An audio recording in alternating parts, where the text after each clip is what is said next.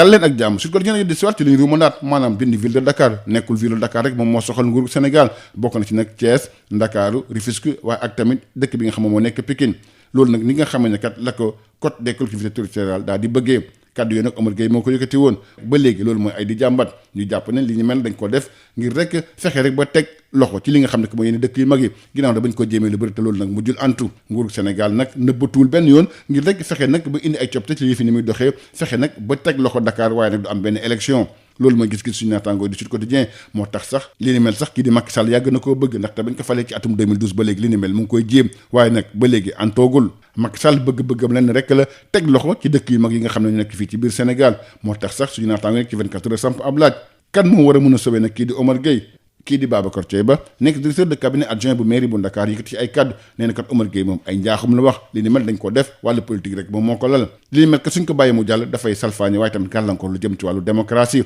kaddu yi ni mel tam la kii di Thierno Bocoum daal di rotol nee na kat gouvernement bu amul benn argument boo xam ne kat bu taxaw la ngir rek def li ni mel kii di Birahim Seck bu Forum Civil nee na kat débat bi moom dafa ñaaw lool ci yéen kaay bi di Le Témoin Amadou Sène Niang ne moom fi nguur gi jaar moom daf koo jaaxal lool ki nga xam ne kat xam dafa màccul jëm ci wàllu décentralisation nee na kat fi ñu toll ni li ci ëpp solo mooy defar ay ville waaye nag du jëlee fi ay ville yéen kaay bi du Quotidien national Le Soleil ñoom jox kàddu ay conseillers municipaux fii ci Dakar nag conseillers yu bëree bëri ànduñ ci li nga xam ne kat loolu la ñuy ruumandaat ca Rufisque nag li leen soxal moom mooy def statut spécial ville bi ca Thiès nag moom kàddu yi dañoo wutee loolu coow li jeexagul ba léegi loolu la yéen kaay bi L'Enquête fasal ci xëtam mu njëkk suñu naataango di laas nee nañ kat fi mu toll ni coow li mu ngi ne kur ci kàddu yi nga xam ne Omar Gueye yëkkati na ko Omar Gueye moom sax code bi da koo weddi loolu yéen kaay bi Les Échos moo ko fasal ci xëtam mu njëkk suñu naataango li ñu xam ne Omar Gueye li wax moom dara amuti ndaxte kat code bi kat dafa am benn chapitre boo xam ne daf ko def waaye tamit ak 20 articles jëm na ci wàllu ville bi maanaam ni ñu koy taxawalee organes yi fonctionnement ak tamit compétence yi waaye lépp loo xam ne jëm na ci wàllu financement ak tamit maire bi laas di fësal ne élection locale yi nga xam moom lañu dëgmal si kat dina indi wàll na ay xëccoo bu tar ci diggante kii di Macky Sall ak tamit Khalifa Ababacar Sall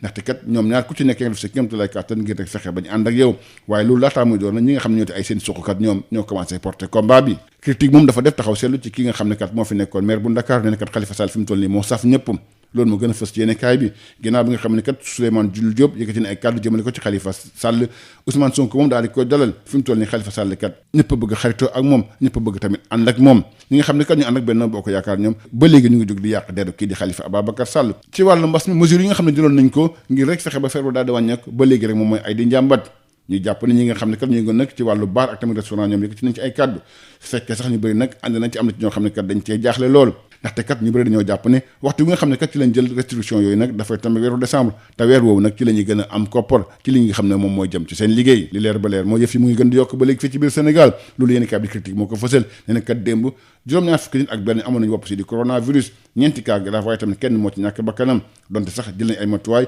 waaye ba léegi sénégalais yi sàmmante wuñu ak moom ndaxte kat yu ci bëri duñ takk ay masque ak tamit li nga xam ne kat moo jëm ci wàllu respecté mesures barrières yi donte sax am na ay mesures yoo xam ne jël nañ ko ngir rek tere ay dajaloo Teungueth FC ak Jaraaf de Dakar ñoom dinañu wéyal lu jëm nag seen préparation jëm na ci wàllu compétitions africaines ñoom sax nguuru Sénégal dina leen gunge bu baax a baax kàddu yi ko rotal mu nekk Matar Ba ñi ko tataan mu nekk Vox Populi ak tamit Stade di fàttali ci wàllu Coupe CAF Jaraaf dafay dalal équipe bi di San Pedro bu Côte d'Ivoire ci wàllu Ligue africaine des champions Teungueth FC moom dalal Raja bu Casablanca match bi nag jàpp nañ ko ay bés bi nga xam ne kat moom la ñu dëgmal si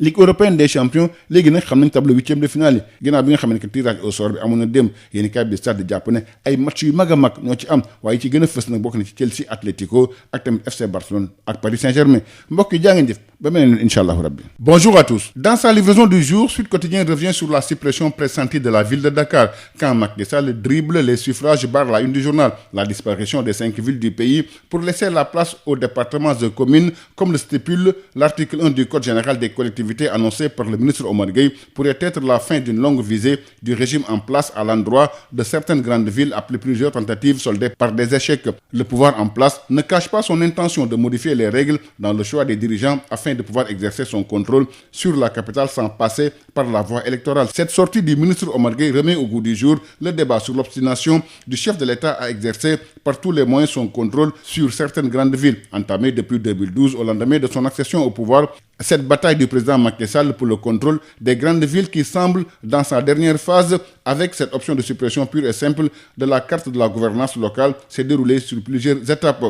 Sur le même sujet, le quotidien 24 heures s'interroge. Y a-t-il quelqu'un pour sauver le soldat Gueye? Selon le directeur de cabinet adjoint du maire de Dakar, Babacar Thiaïba, cette sortie de Omar Gueye est une énormité. Selon lui, c'est la désinformation pour justifier les manœuvres politiciennes. C'est aussi une manipulation des textes sur la décentralisation et un déni de démocratie, ajoute Babacar Thiaïba. Pour Thierno Bokoum, les arguments du gouvernement ne sont pas conformes aux dispositions de la loi. Selon le coordonnateur du Forum civil, Birahim Seck, c'est un vil débat sur la ville. Dans le quotidien Le Témoin, Amadou Senia dénonce les méthodes du gouvernement. Selon l'expert en décentralisation, l'heure n'est pas de supprimer des villes, mais plutôt de créer de nouvelles villes. Nos confrères du quotidien national Le Soleil donnent la parole aux conseillers municipaux de certaines villes. À Dakar, les conseils sont unanimes à faire part de leur opposition. À Rufisque, on réclame plutôt un statut spécial de la ville, tandis qu'à Thiès, les avis restent partagés. La polémique enfle le titre enquête. Selon nos confrères du quotidien LAS, les langues se délient pour dénoncer la sortie de Omar Gueye. Le code dément Omar Gueye, titre Les Échos. Le ministre Omar Gueye maîtrise-t-il le code des collectivités territoriales, s'interrogent nos confrères. Et pour cause, il déclare que le code ne connaît pas la ville comme collectivité territoriale qui n'a pas sa raison d'être. Et pourtant, ce même code consacre un chapitre et 20 articles à la ville qui traite de sa création, ses organes, son fonctionnement, ses compétences, ses finances et son maire. Selon nos confrères du quotidien LAS, les élections locales qui se profilent à l'horizon ont encore déclenché les hostilités entre Macky Sall et l'ancien maire de Dakar, Khalifa Ababacar Sall. Si les deux leaders cherchent à enrôler le maximum de responsables politiques dans leur camp, leurs ouailles portent déjà le combat. Le quotidien critique s'arrête sur le cas de l'ex-maire de Dakar, Khalifa Sall, dragué à tout va, par la une du journal. Vendu par Souleymane Jules Diop et courtisé par Ousmane Sonko, Khalifa Sall est brandi comme un héros par son clan. Alors que pour le pouvoir mesquin et machiavélique, il s'agit d'un trophée de guerre à coupler avec les autres leaders qui ont rallié Macky Sall. Covid-19, avec les nouvelles mesures de restriction prises par les autorités pour lutter contre la propagation du virus, les propriétaires de bars et de restaurants sont partagés entre compréhension et inquiétude. Beaucoup regrettent que ces mesures interviennent juste au mois de décembre qui leur permettait de renflouer leurs caisses,